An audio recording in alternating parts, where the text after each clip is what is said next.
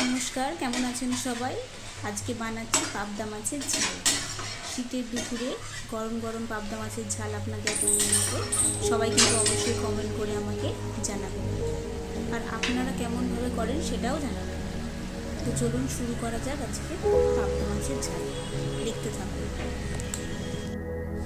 এবার মাছটাকে ভালো করে ধুয়ে নুন দিয়ে হলুদ দিয়ে ভালো করে মাখিয়ে নিতে হবে। আপনারা চাইলে আগে থেকে মাছটাকে মাখিয়ে রাখতে পারেন।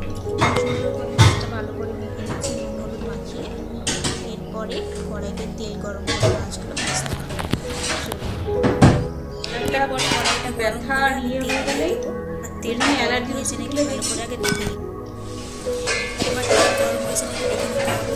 তেল গরম হয়ে গেছে, মাছগুলো আমি ছেড়ে দেবো। তেল গরম না হলে মাছগুলো ছেড়ে দেবো, মাছগুলো সব তেলের সঙ্গে যে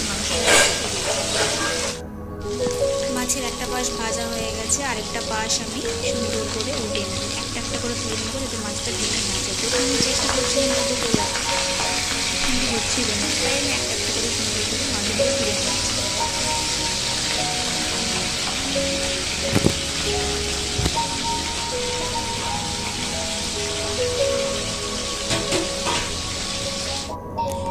মাছগুলো ভালো রকমভাবে ভাজা হয়ে গেছে। এবার মাছগুলো আমি ভালো করে তুলে নেব, একটা একটা করে মাছগুলো তুলে নেব।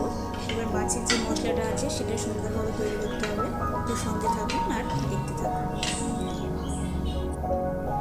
এবার তেল গরম হয়ে গেলে তেলের মধ্যে আমি কালো জিরে আর একটু জিরে দিয়ে ভালো করে গরম যাতে হয়ে গন্ধটা বেরিয়ে যায় তার জন্য ওয়েট করব।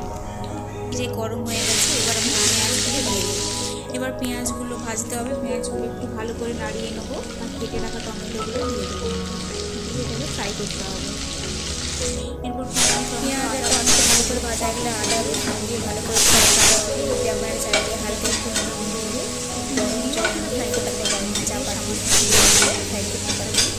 এটাকে আমি হালকা ভেজে নেবো। আদা রসুন টমেটো কাঁচা মরিচ যাতে না চলে চাপা দিয়ে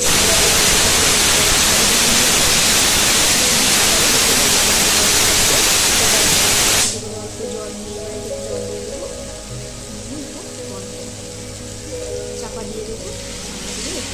সব আমি নুন বলে ফেলেছি।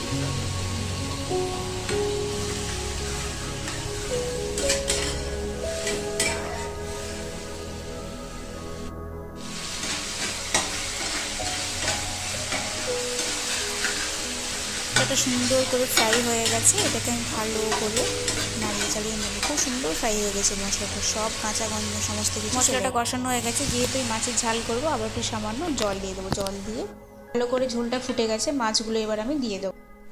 মাছের ঝোলটা ভালো করে ফুটে গেলে আমি ভালো করে নুন দিয়ে দেবো। এরপর ঝোলটা ফুটে গেলে একটু মিষ্টিও দিয়ে দেবো স্বাদের জন্য। এবার একটু আমি চিকেন মশলা দিয়ে দেবো। আমি কি গরম মশলা দিই, আপনি ভাবলে একটু চিকেন মশলা দিলে সুন্দর বেশি। এবার পাবদা মাছের ঝালটাকে সুন্দর করে ফুটাতে হবে, খুব সুন্দর করে দেবে। আর রসটা একটু কষা কষা হয়ে গেছে, তখন নামিয়ে নেব। এই পাবদা মাছের ঝালটা আমি সুন্দর করে ফুটিয়ে নিচ্ছি। মাছটা এবার সুন্দরভাবে জলগুলো সুন্দরভাবে মরে গেলে কষা কষা করে নিতে হবে। আর আপনারা চাইলে ভাত রুটি সবার সাথে খেতে পারেন। আর এই মাছটা খেতেও খুব টেস্টি হয়। আর আপনাদের কাছে সর্ষে বাটা বা আদা বাটা অন্য কোনো রকমভাবে যদি করে থাকেন, আমাকে অবশ্যই কমেন্ট বক্সে আপনারা কমেন্ট করবেন। পাবদা মাছের ঝাল তৈরি হয়ে গেছে। এবার আমি এটাকে নামিয়ে নেব। শীতের দুপুরে গরম গরম ভাতের সঙ্গে ঘি ভাত ফুলকপির তরকারির সাথে জমিয়ে মজা।